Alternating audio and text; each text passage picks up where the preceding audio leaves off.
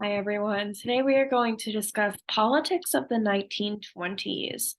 The warm-up is to analyze this political cartoon on your right. And keep in mind that the last election at this time was for President Wilson in 1916. How might the previous presidency affect the upcoming election? Based on what you know about President Wilson, what do you think people are going to have on their minds going into the election of 1920? Examine this campaign ad on the right from 1920 and think about who is the target audience and what is the issue being discussed. Pause to think.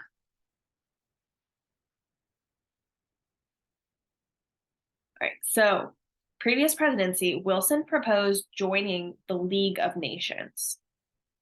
So therefore, this ad says Cox or Harding under which flag? Many people did not like the League of Nations.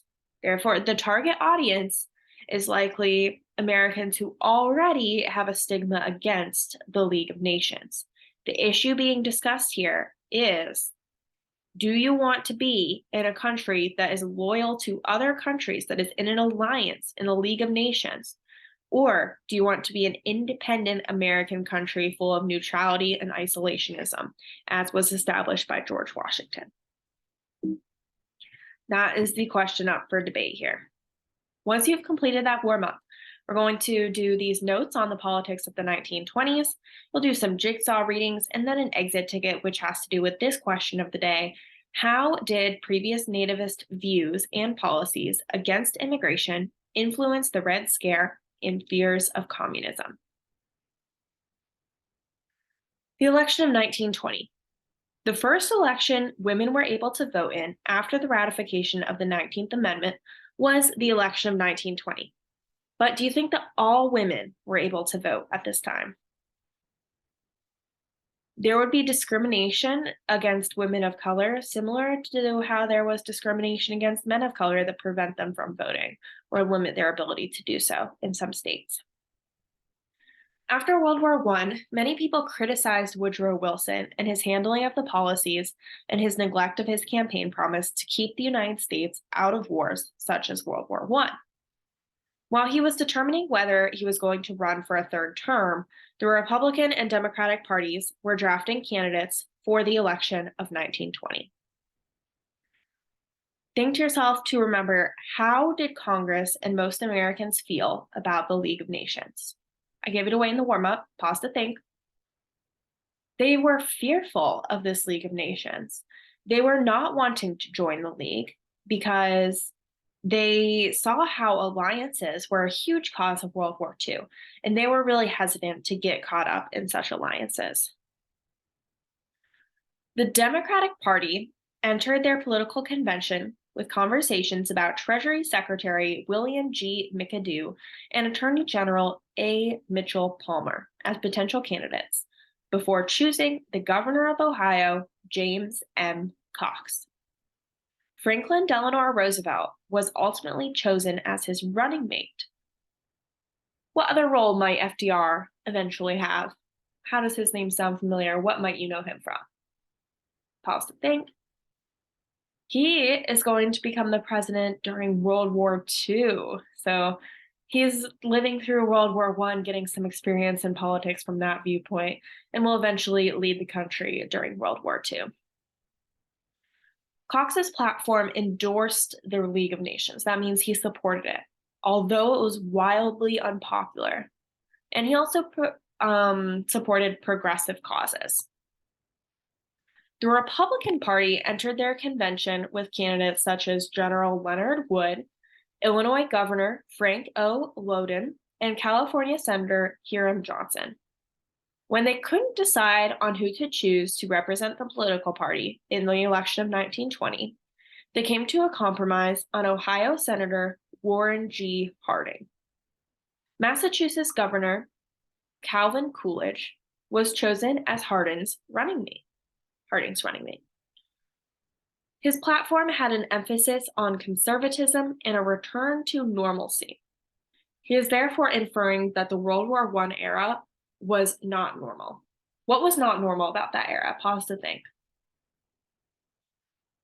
Of course, they had a war going on, so they had many more people than typical into the military fighting, and more production than usual for military weapons.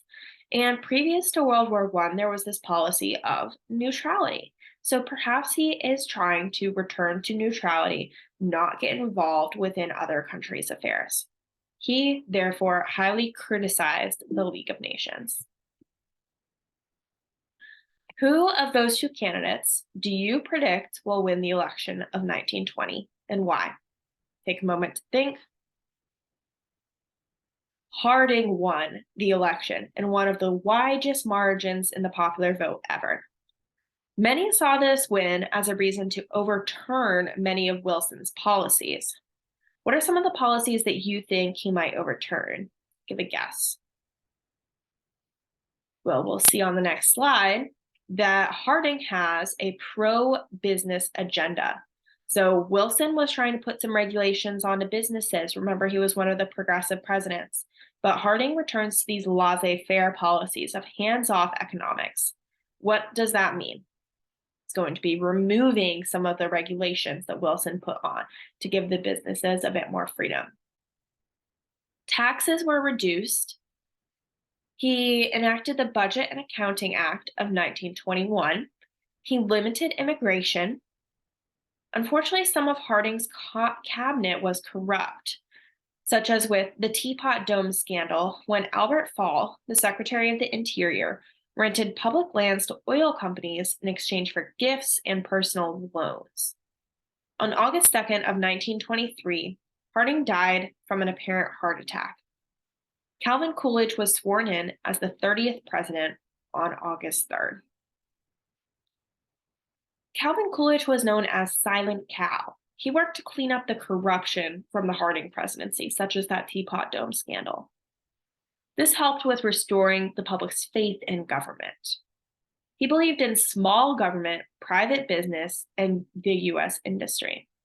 Therefore, laissez-faire, hands off. He enforced high tariffs on imported goods. Remind me, what are tariffs? Pause to think. Tariffs are exactly what is described here. High tax on imported goods. The United States' membership in the League of Nations was rejected. We had both Harding and Coolidge fighting against it, and it was ultimately rejected, even though the United States was the one that originally proposed the League of Nations. This also leads to the first Red Scare. This was an anti-communist movement that resulted in nativist and anti-immigration views in legislature. It first broke out during World War I. The Russian Revolution led to this rise of communism, which led to a fear of anarchists, a fear of communists by the United States citizens. The most important vocabulary word to remember about this first Red Scare is the Sedition Act of 1918. This targeted those who criticized the government. It monitored leaders of certain groups like labor unions and threatened people with deportation. Now, we know this term, the Sedition Act, because of Adams's Sedition Act in 1798. How is this similar? Well, it was also targeting people who criticized the government, spoke against the government. We also have the 1919 anarchist bombings, and you are going to see some references to these in the readings for today's assignment. This was a series of bombs that targeted law enforcement and government officials. The cities affected included Boston, Cleveland, Philadelphia, D.C., and New York City.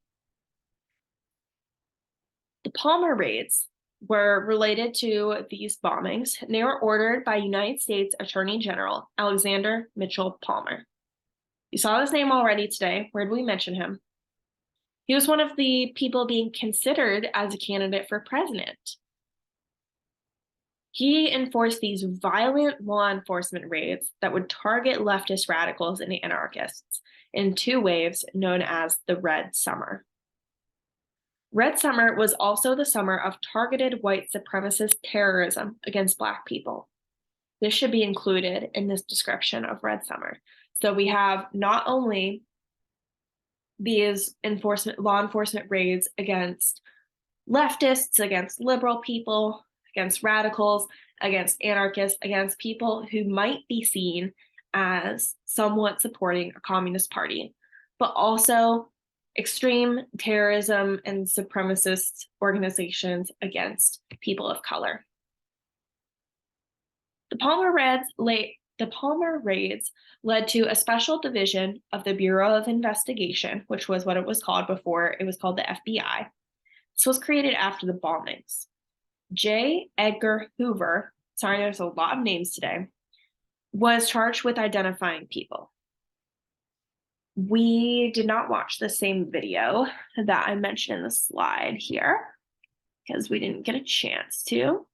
But we are going to see Herbert Hoover again. How does his name sound familiar? He is going to become president as well. So we see a lot of actors during this time period who have important roles during World War I, during the time period immediately after World War I, including the Red Scare, and who will continue to have important roles in the government for quite a while.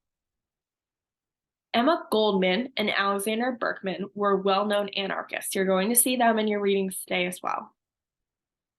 This was also a time where the American Civil Liberties Union was established. It was created in response to the raids. It challenged the Sedition Act, defended immigrants, labor unions, and certain political figures. All right, just need to change my date on here. So you are going to open the Politics of the 1920s Jigsaw.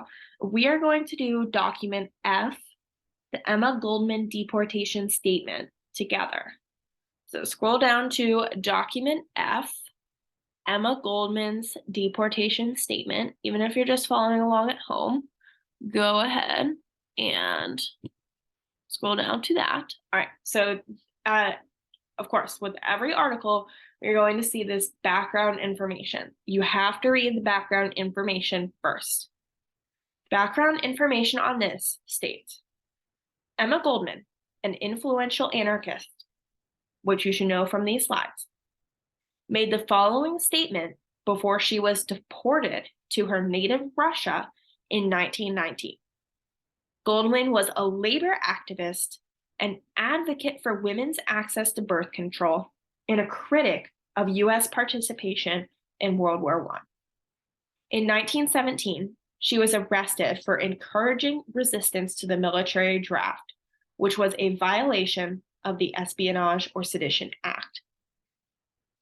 Now, this is the article that she has written, that she has spoken. As we read this, please underline or highlight any unknown words, phrases, or entire sentences. I wish to protest these proceedings, whose very spirit is nothing less than a revival of ancient days of the Spanish Inquisition or Russia, when anyone who disagreed with the government was deported, imprisoned, or killed. Today, so-called aliens are deported. Tomorrow, American citizens will be banished. These measures confuse different social philosophies in order to group together every type of social protest, so all classes of workers may be locked up and the most active of the strikers hurried out of the country in order to serve the interests of the leaders of industry. The real purpose of all of these representative measures is to support the current capitalistic conditions in the United States. It is deceiving to say that the safety of the country or the well-being of the American people demands these drastic methods. Take a moment to process these words. Pause if you would like to read again to yourself. The first question here is, how would you summarize Emma Goldman's deportation statement? What is she saying here in your own words? Pause to think. Go back to the passage. Cite evidence from the passage.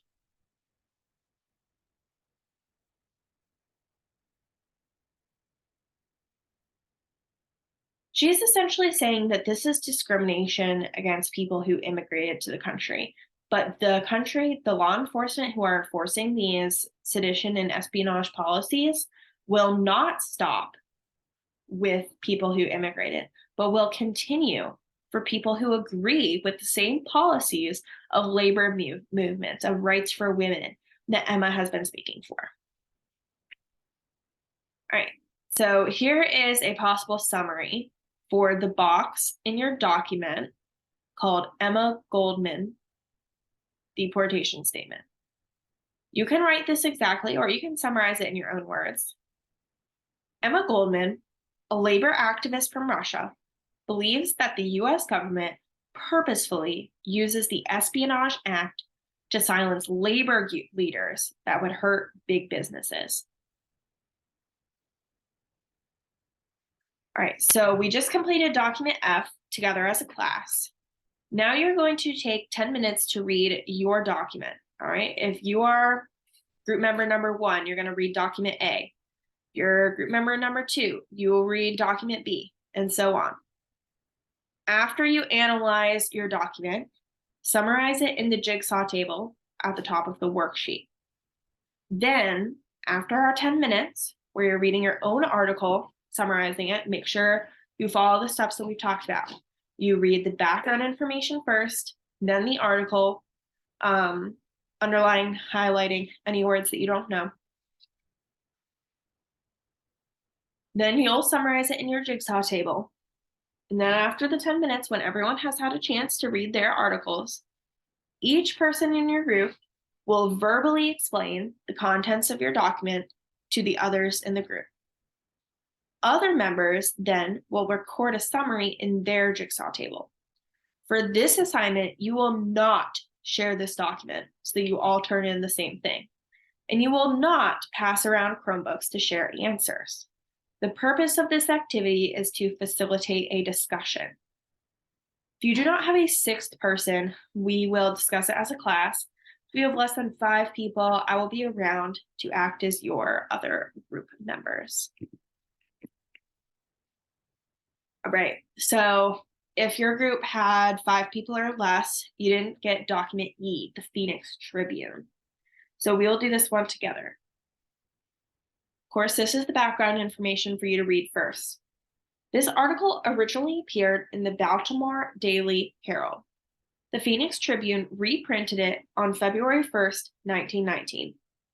The end of World War I saw a spike in racial conflict as African American people fought for rights and equality, and deadly race riots broke out in several cities across the country in the summer of 1919. What was this called?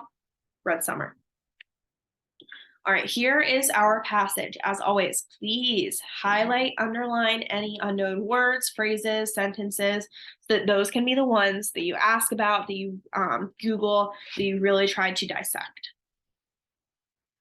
The success of the Bolshevik Revolution in Russia will likely arouse the ambition of daring spirits in America who will try to rally the working classes under the banner of Bolshevism.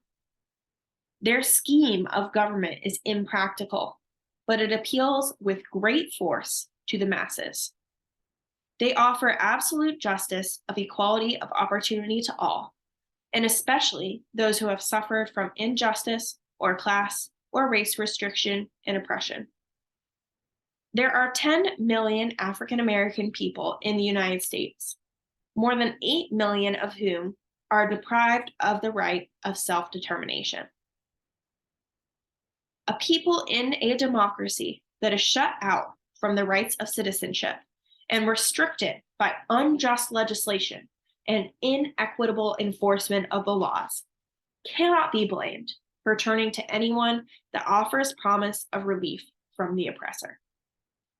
It would be the policy of wisdom for the dominant race in the South, especially, to give thoughtful consideration to the African American and extend to him the privileges and rights of citizenship and good government so that the forces of anarchy and destruction will not be appealing.